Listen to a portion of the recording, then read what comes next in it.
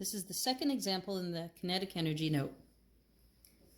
What is the work done by a 65 kilogram cyclist when he changes his speed from 20 kilometers per hour to 30 kilometers per hour? First thing we need to do is write down the given information.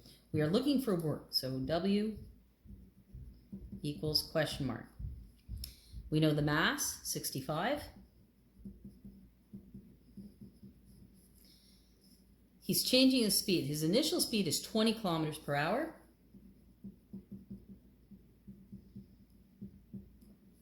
Now, there's a problem here. This is in kilometers per hour and should be in meters per second. So we need to change it to meters per second. We're going to multiply it by 1,000 divided by 3,600. And when we do so, we get 5.55 meters per second. His final speed is 30 kilometers per hour. We need to change that to meters per second as well. So again, we multiply by 1,000 divided by 3,600 and we get 8.33. Now we have two formulas for work. We know that work is equal to force times distance. In this example, I was not given a force and I was not given a distance. So we have to go to our other formula. Work is equal to the change in energy. What kind of energy is changing? Well, it's kinetic energy. Kinetic energy is energy of movement.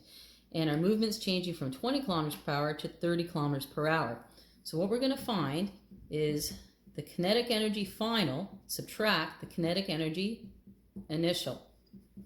Our formula is still the same as before. 1/2 mv squared minus 1/2 mv squared. This being the final, the initial speeds. Write in what we know. Mass is 65. The final speed was 8.33 squared minus 1/2 65. The initial speed was 5.55 squared. Plug it all into your calculator.